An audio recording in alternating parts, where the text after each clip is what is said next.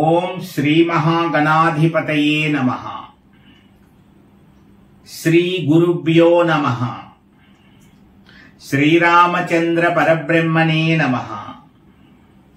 మాతృదేవో భవ, పితృదేవో భవ, ఆచార్య దేవో భవ. భగవద్భక్తులారా, మహిమల కాశీక్షేత్రం అనేటువంటి అద్భుతమైనటువంటి మహామహిమాన్వితమైనటువంటి పురాణాన్ని మనం అందరం కూడా వినే ప్రయత్నంలో భాగస్థులుగా మారాం. మీకు మరలా ఒక విజ్ఞప్తి చేస్తున్నాను. వినడంతో పాటు వినిపించిన ఫలితాన్ని కూడా మీరు పొందండి. మీకు తెలిసిన బంధువులు కాని, స్నేహితులు కాని, ఆత్మీయులు కాని, ఇంటి పక్క వారు కాని ఎవరికైనా ఈ విషయం తెలియకపోతే తెలియజేసి ఒక అరగంట లోపు కాశీ పురాణం వినడానికి కేటాయించమని చెప్పండి. ఇది విన్న తర్వాత కాశీ వెళ్తే కలిగేటువంటి అనుభూతి వేరుగా ఉంటుంది, ఆ ఆనందం వేరుగా ఉంటుంది.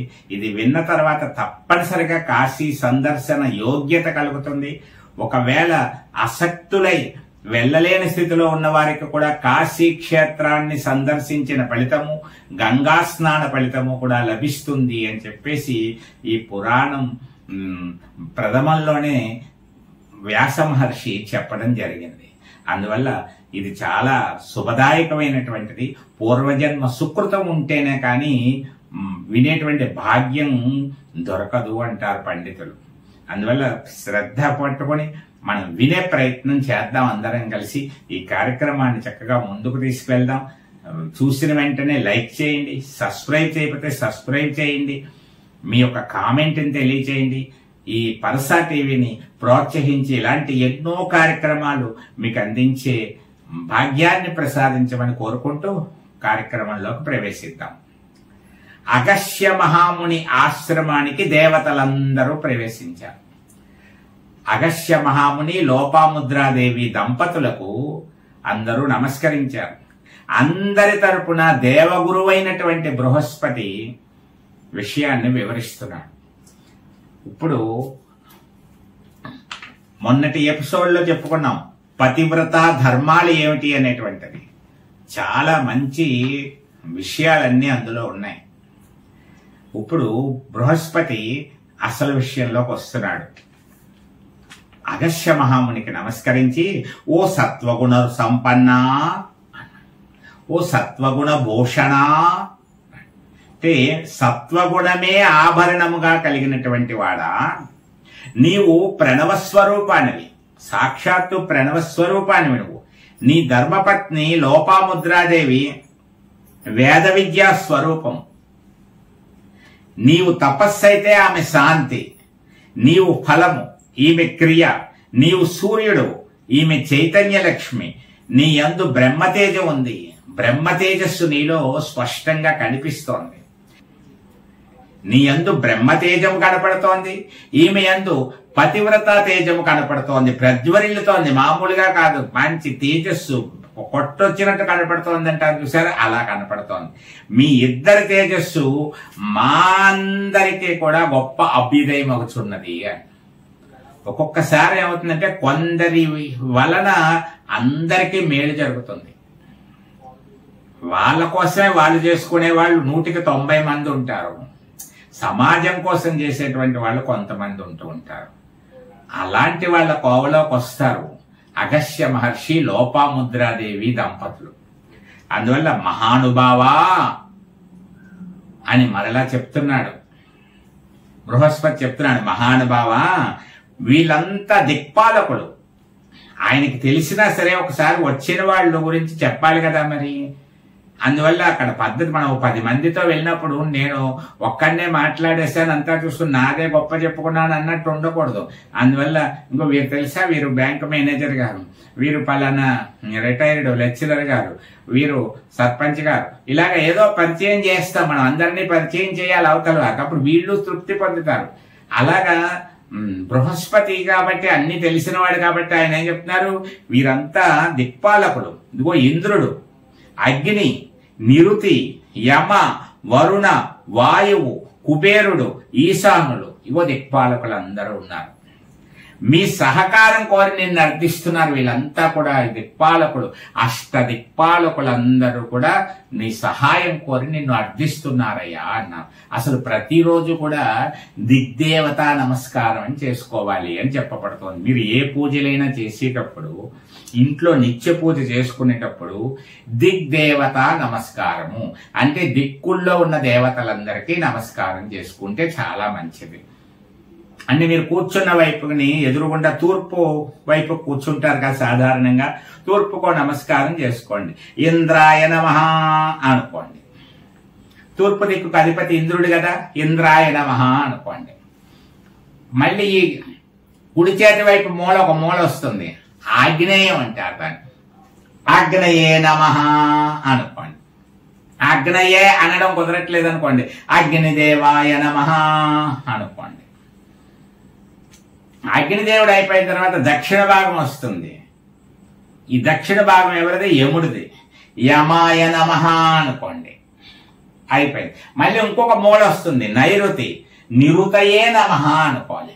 ఒకవేళ నిరుతయే నమః అనలేకపోతారు, నైరుతయే నమః అనుకోండి. ఇంకా పశ్చిమ భాగానికి వస్తారు. ఈ పశ్చిమ భాగాన్ని వరుణుడు ఉంటాడు, వరుణదేవుడు. అక్కడ దిక్పాలకుడు, పశ్చిమ దిక్పాలనికి అధిపతి వరుణదేవుడు. వరుణాయ నమః అనుకోండి. మీరు కూర్చున్న చోట నుంచి తలనే తిప్పుకోవాలన్నమాట. వరుణాయ నమః అనుకోండి. మరలా ఇటొక మూల వస్తుంది, వాయవే నమః అనుకోండి. వాయవే నమః. మరలా ఉత్తర భాగంలో ఒక మధ్య భాగానికి వచ్చేటప్పుడు ఉత్తరం కుబేరుడు ఉంటాడు, కుబేరాయ నమః అనుకోండి. ఈశాన్య భాగం ఉంటుంది, ఈశానాయ నమః అనుకోండి. అక్కడికి 8 దిక్కులు అయిపోయాయి. ఆకాశానికి కూడా ఒక నమస్కారం చేసుకోవాలి.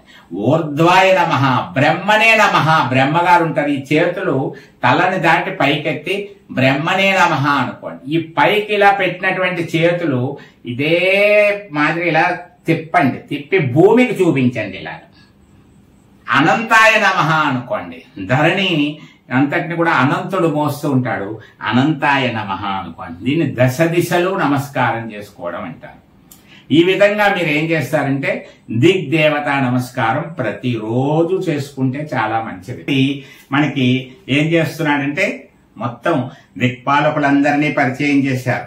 ఆ తర్వాత మునులు, వీరంతా మహామునులు మరియు సిద్ధ, సాధ్య, గంధర్వ, కిన్నెర, కింపురుషులు, గంధర్వ విద్యాధరులు నీ సహాయాన్ని అర్థిస్తూ నిన్ను ప్రార్థిస్తున్నారు అన్నాడు.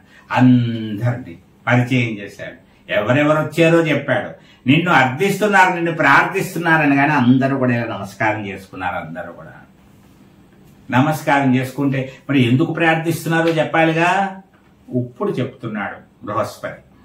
ఏం చెప్తున్నాడు? వింజము అనే కొండ దేవనివాసమైన మేరు పర్వతంతో కలహాన్ని పెంచుకుంది. వింజము అనేటువంటి వింజ పర్వతం అని చెప్పుకున్నాం కదండి. అసలు కదంతా ఇక్కడే ఉంది. మరి వింజం అనేటువంటి ఒక కొండ దేవతలు నివసించేటువంటి మేరు పర్వతంతో కలహాన్ని పెంచుకుంది, అసూయను పెంచుకుంది, క్రోధాన్ని పెంచుకుంది. పెంచుకుని ఏం చేసింది? అసూయ గర్వంతో తన ఘనతను చూపించే నిరర్ధకమైన కాంక్షను బలంగా పెంచుకుంది. తన ఘనతను చూపాలనేటువంటి నిరర్థకమైన కాంక్ష అంటే ఏ విధమైన ఉపయోగం లేనటువంటి ఒక కోరికను పెంచుకుంది. కొంతమంది తన గొప్పను చూపించుకోవడం కోసం ఏవో పనులు చేస్తారు, అవన్నీ వృధా, ఎవరికీ అవసరం లేదు, ఎవరికీ ఉపయోగపడదు. ఒక్కొక్కళ్ళు పొగిడించుకునే వాళ్ళని పెట్టుకుంటూ ఉంటారు చుట్టూరా. వాళ్ళకి కాస్త విందు, వసతి, భోజనాలు అన్ని చేస్తూ సంతృప్తి పరుస్తుంటే వాళ్ళు పొగుడుతూ ఉంటారు. ఎవరికి ఉపయోగం అది? తాను సంతృప్తి పడడానికి తప్ప మిగతా వాళ్ళందరికీ తెలుసు పొగిడించుకుంటున్నారు. బాకారాయుళ్ళు అంట, బాకా ఊదించుకుంటాడు అంటారు. ఉపయోగం ఏముంది? అలాగ నిరర్ధకమైనటువంటి కాంక్షను పెంచుకుంది అని చెప్తున్నాడు ఇక్కడ బృహస్పతి. వింధ్య పర్వతం మేరు పర్వతంతో కలహించి తన శక్తిని చూపించాలనేటువంటి ఒక ప్రయత్నం మొదలుపెట్టింది. తన శిఖరాన్ని బాగా పెంచుకుని గగనంలోకి వ్యాపించి ధ్రువుణ్ణి దాటిపోయింది. తన యొక్క శిఖరాన్ని ఏం చేసింది? బాగా పెంచేసింది. ఎంతవరకు పెంచేసింది? ఆకాశంలోకి వ్యాపించి ధ్రువుణ్ణి దాటిపోయింది. ధ్రువుడు ఉంటాడు, ధ్రువ నక్షత్రం అని చెప్తూ ఉంటారు. ధ్రువ మండలాన్ని దాటిపోయింది. అందువల్ల సూర్య రథ మార్గానికి అడ్డుగా నిలిచింది. సూర్యుడు రథం వెళ్ళేటువంటి అవకాశం లేకుండా చేసేసింది. నక్షత్ర గ్రహ తారకా మండలాన్ని చెల్లాచెదురు చేసేసింది. అనేక రకాలైనటువంటి వాయువులన్నింటినీ నిర్బంధించేసింది. వాయువు అటు ఇటు చక్కగా వీస్తూ ఉండేటువంటి వాయువులన్నీ ఆపేసింది. ఆకాశ గంగాని అల్లకల్లోలం చేసేసింది. ఆకాశ గంగ అల్లకల్లోలం అయిపోయింది. మరి ఒకనాడు ఎలా పెరిగిపోయిందో వింధ్య పర్వతం చెప్తున్నాడు. ఒకనాడు మహాలింగముగా పెరిగినటువంటి, మహాలింగాకృతిని ధరించి పెరిగినటువంటి మహాశివుని వలె బలిచక్రవర్తిని పాతాళానికి అదిమి పెట్టడానికి అద్భుతంగా పెరిగిన వామనావతారంలో శ్రీ విష్ణువు మహావిష్ణువు పెరిగినట్లుగా త్రివిక్రమ రూపంగా వింధ్య పర్వతం ఆకాశంలో పెరిగిపోయింది. శివరాత్రి కథలో చెప్పుకుంటాం, ఆద్యంతములు లేకుండా పెరిగిపోయింది శివలింగం అని చెప్పేసి. మొదలెక్కడో తెలియదు, చివరెక్కడో తెలియదు. అందువల్ల అలా పెరిగిపోయిందయ్యా. అలా పెరిగిపోతే ఏం జరిగింది? కాలస్వరూపుడైనటువంటి సూర్యుడి యొక్క గమనానికి అడ్డుగా నిలిచి కాలస్తంభన కలిగించింది ఆ వింధ్య పర్వతం. సూర్యుడు కొండకి ఒక పక్కన చిక్కుపడిపోయినాడు, ఒకవైపు ఉండిపోయాడు. ఎటు కదలలేనటువంటి క్లిష్ట పరిస్థితిలో ఉండిపోయాడు. ఉదయము, మధ్యాహ్నము, సాయంత్రము అనే కాల వ్యత్యాసాలు ఎక్కడ ఎవరికి తెలియట్లేదు. కాలంలో మార్పులు ఎవరికి తెలియట్లేదు. ఆగిపోయాడు సూర్యుడు. సూర్యుడు నడుస్తూ ఉంటేనే ఆయన గమనాన్ని బట్టే కాలం మార్పులు వస్తాయి. ఇప్పుడు ఎలా ఉన్నది అలా ఉండిపోయింది. సమయానుగుణంగా చేసేటువంటి అనేక కార్యకలాపాలు నిలిచిపోయాయి. కొన్ని చోట్ల చిమ్మ చీకట్లు వ్యాపించున్నాయి. కొన్ని చోట్ల మార్పు లేని ఎండలున్నాయి. మరికొన్ని చోట్ల విపరీతమైన చలిగాలులు వీస్తున్నాయి.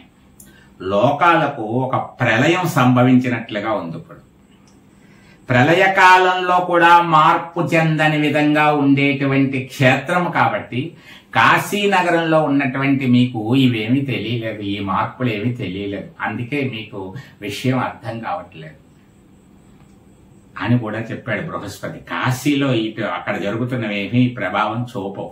అందువల్ల కాశీలో వాళ్ళకి మామూలుగానే ఉంది. ఈ మహా ఉపద్రవాన్ని ఎలా తప్పించాలో తెలియక మళ్ళీ సూర్యుడు రథం తిరిగేటట్టు చేయాలి, కాలం అంతా సక్రమంగా నడవాలి. దీనికి ఏం చేయాలో తెలియక తల్లడిల్లిపోయి మేమందరం బ్రహ్మలోకానికి వెళ్ళిపోయాం. బ్రహ్మగారి దగ్గరికి సత్యలోకానికి వెళ్ళిపోయాం. మేము వెళ్ళిపోతే తరుణోపాయం చూపమని వేడుకుంటే బ్రహ్మగారు మా మొరను ఆలకించి తరుణోపాయం చెప్పారు. అగస్త్య మహాముని ఒక్కరే ఈ సమస్యను పరిష్కరించగలరు.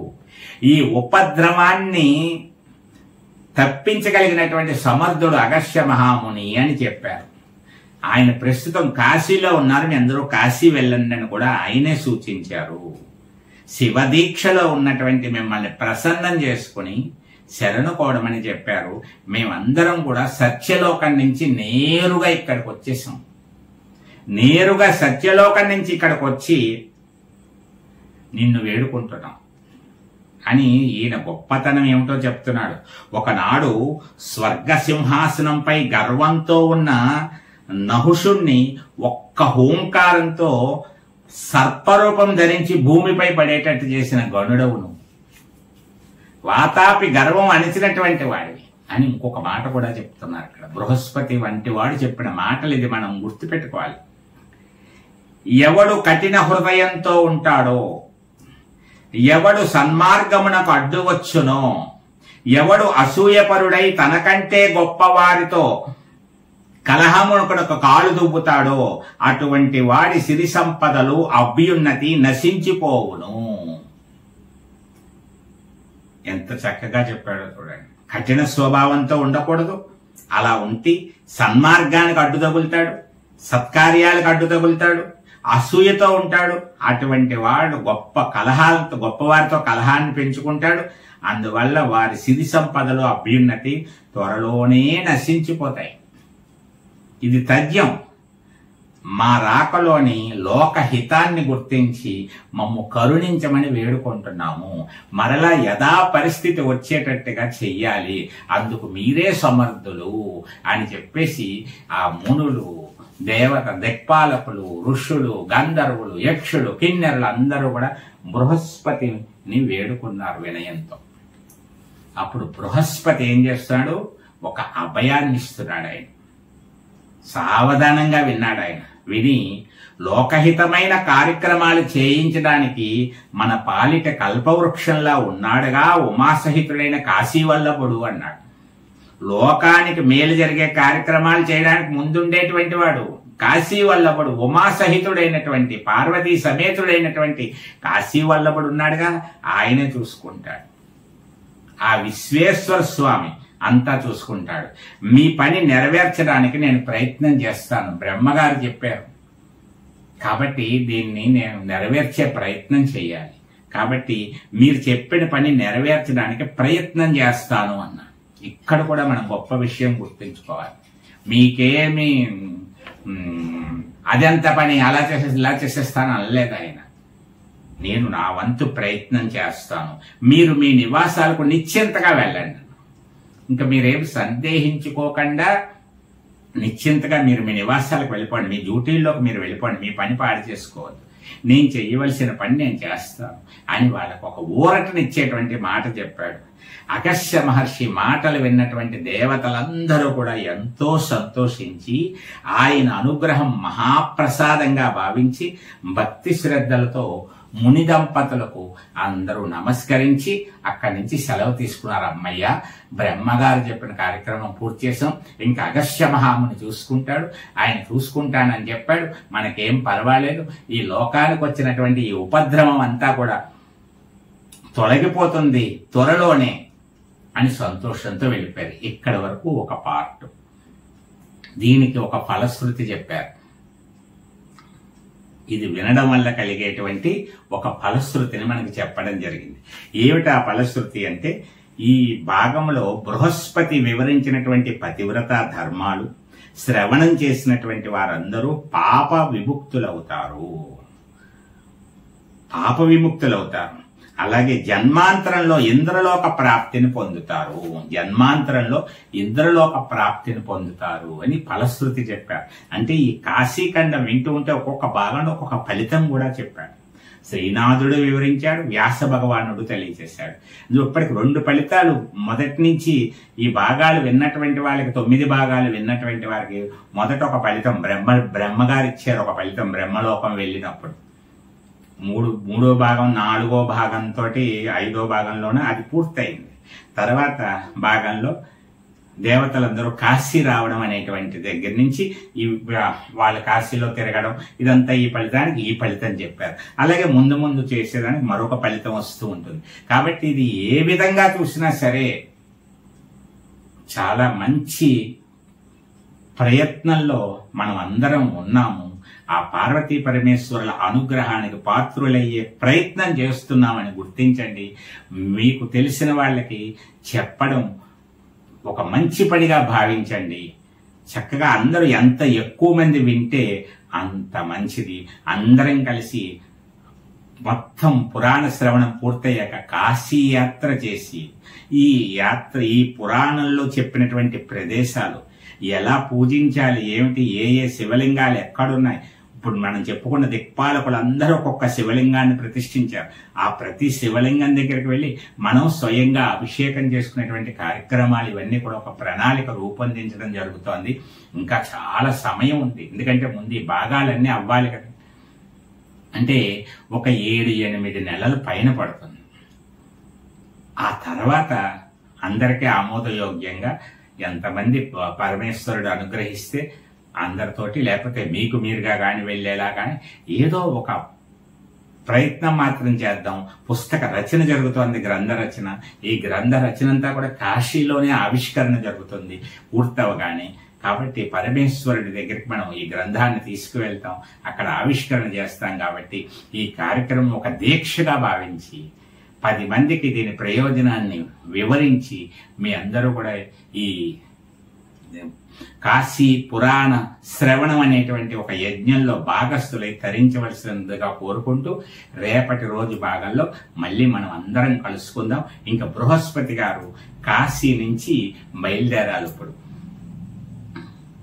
ఆయన యొక్క మనస్సు ఇప్పుడు ఏ విధంగా ఉందన్న చక్కటి విషయాలు ఉంటాయి.